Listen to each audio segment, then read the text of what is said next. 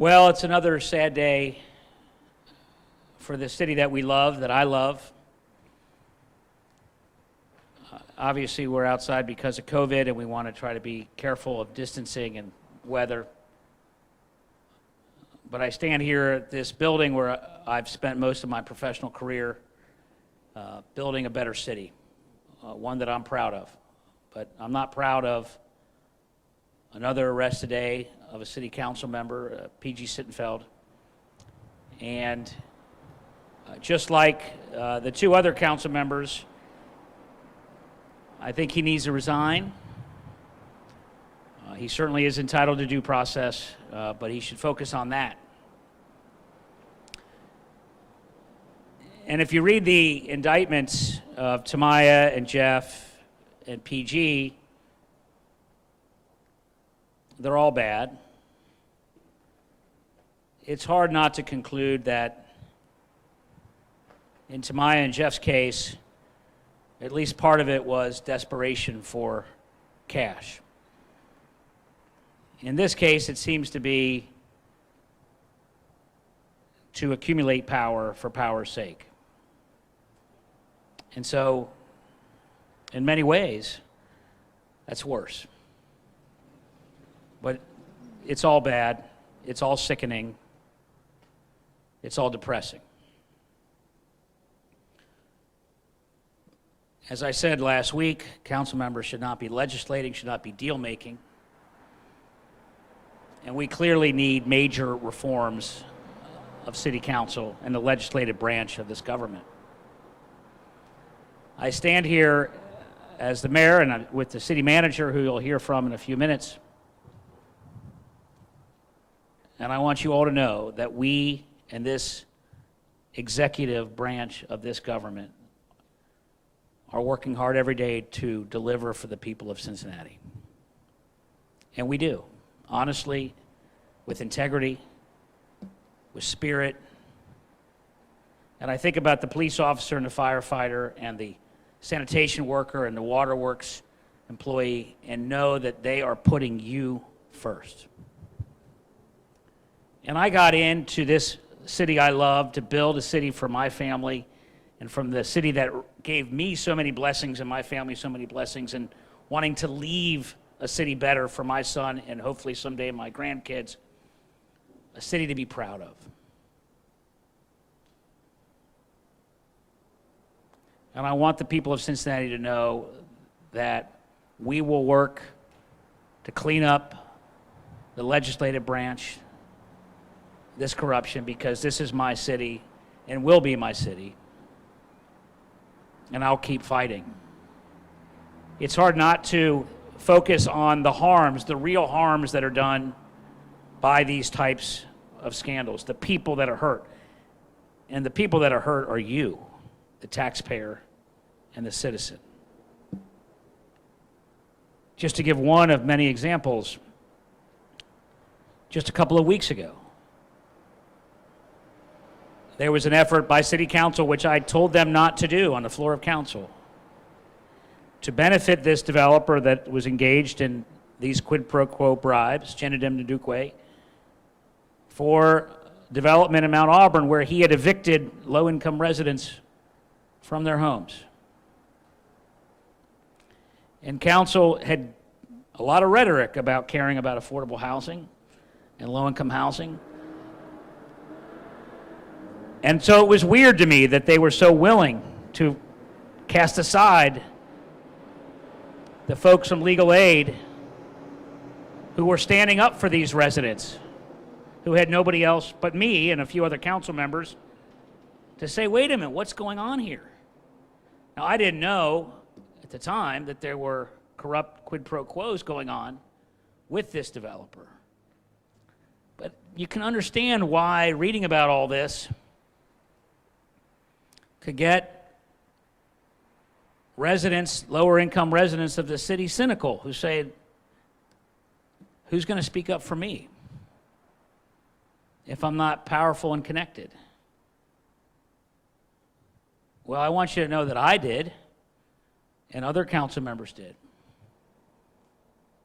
And help this city that we all live in together. We need good people in public office. If you're listening to this and you're as angry as I am, think about running for city council. Think about cleaning up the mess, giving voice to people that you know too often are being ignored by the legislative branch.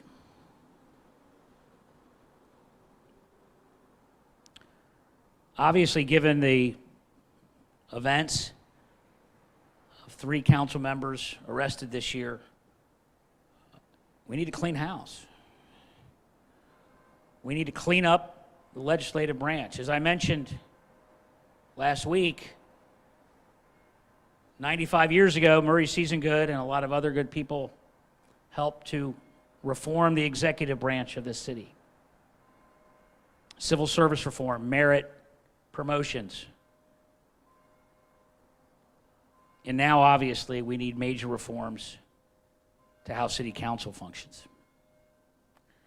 And so I've talked today with the city manager and the city solicitor about what we can do immediately to look in to how this corruption could have tainted any city business legislatively, and look and work together over the next several weeks to come up with other ideas for reform.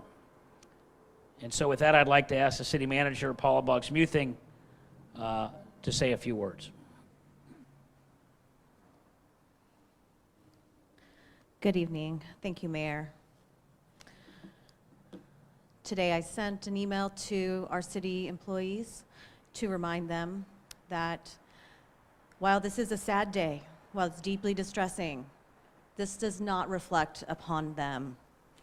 Our professional city workforce is separate from the council body.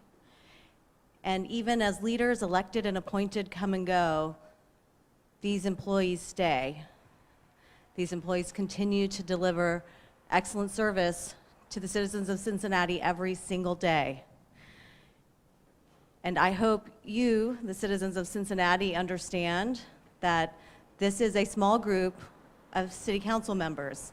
It is not the thousands of city employees that pick up the trash, that work in our sewer and water facilities, that patrol the streets, that put out fires. These are separate people, separate groups, and the Charter of Cincinnati has ensured that that is the case.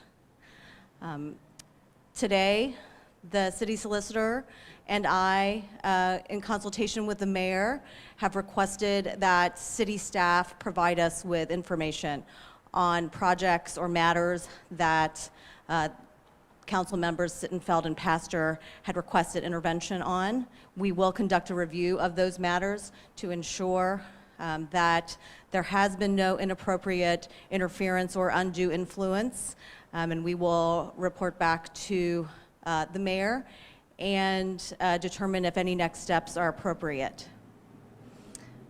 Thank you very much.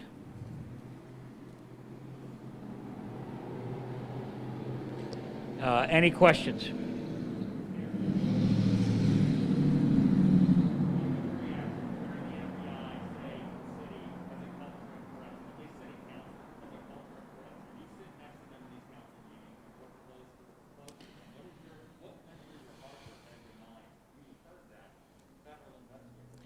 Well, with 3 council members arrested, it's hard not to argue there's a culture of corruption problem at city council. We need to clean house. We need to change it. You know, I was thinking about this, and I was talking to the city manager, and you know, when I was a city council member, you know, if I wanted to meet with the city manager, I had to make an appointment. You know, for some reason, and for the last, I guess, 10 years or so, the culture's really shifted to legislators trying to be deal makers, and then obviously engaging in criminal activity in some cases. So obviously, I think all that's got to be reformed, and we need to start that process of reform. I've called it out for years, including on the deal that I mentioned just a few weeks ago. You know, I think this, you know, there's obviously a major city election next year, re-examine what the appropriate role of everything is under the charter. All of that has to happen now. And so, you know, it's a sad day, and we've got to fix it.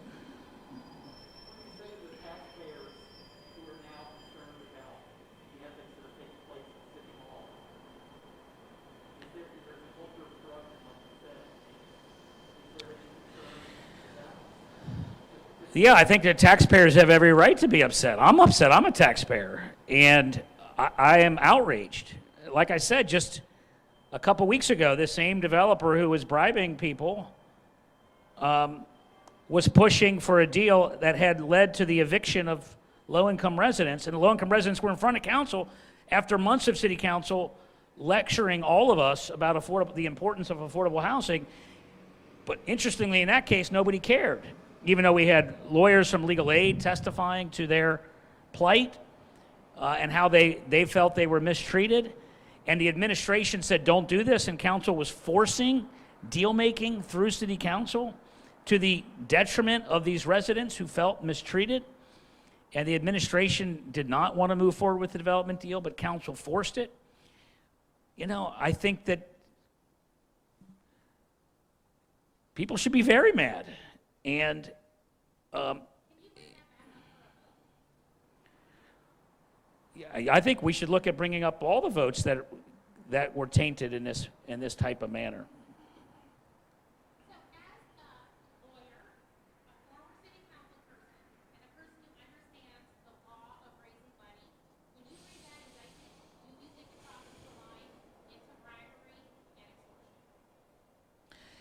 I'm not going to get involved into that. All I can say is that as I mentioned at the beginning, that he should resign, focus on his due process. But I'm not practicing law right now, so I want to be clear. It's true that I did practice law in the past. But fundamentally, if you read the indictment, and I didn't read every word of it, but what I did, the pieces I got of it, as I mentioned earlier, when you read the story of Jeff and Tamaya, read the story of PG, Jeff and Tamaya, you can't help but conclude, might be desperate for money. In this case, it was accumulation of power.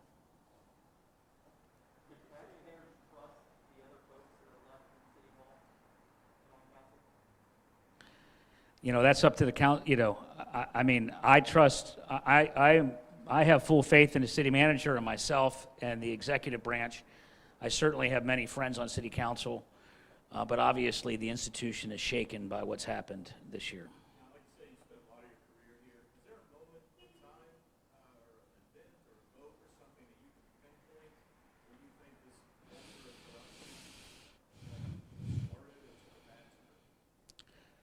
Well, I think it's there are two different sides to it. One is, you know, there's criminal behavior and there isn't, and criminal behavior is quid pro quo for money, and there are 3 instances that we've read about of council members taking money directly in exchange for official action, you know, according to the allegations. That's just flat out criminal, if true and proven in court, et cetera. But as I said earlier, in general, and I said last week when Jeff Pastor was arrested, that council should be legislators, not deal makers. And like I said, when I was a city councilman, I needed an appointment to meet with the manager. Now they expect they can call department heads, managers, any and all times of the night, day and night, and that culture's got to change. It should change. Absolutely not.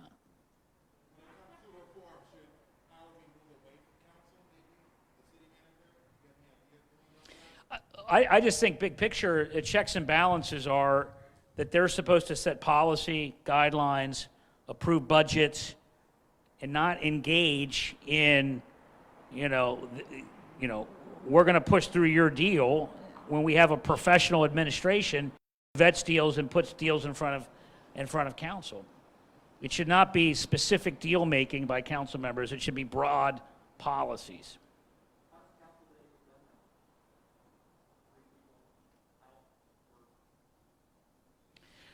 All I can, city council's got to answer that question. What I'm going to do is work with the city manager and the solicitor to evaluate any interference that the council members who have been arrested may have engaged in, make sure we deal with that, and propose changes to how council interacts, because clearly that branch is broken. Very last question. So famously in City Hall, next to tax laws and the end of the year, how things work, we see a lot of development deals come through the city in December. Can you envision, that's a month from now, can you envision walking into council chambers when it reopens after the coronavirus and voting on development deals right out of the gate now? We're going to keep doing what's good for the city. I don't know specifically, what deals you're talking about, but hopefully all three, well, one of them's gone already, and hopefully the other two will resign, and obviously the people's business has to continue. Well, this is we're going to get to the bottom of any deals that they may have interfered with.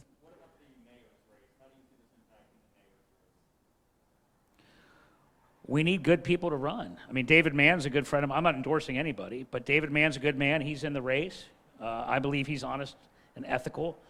And certainly today's events, I think, are going to lead other people to run. And I think there are a lot of good people out there who are motivated for the right reasons, and I hope they will all consider it. We need change. Thank you.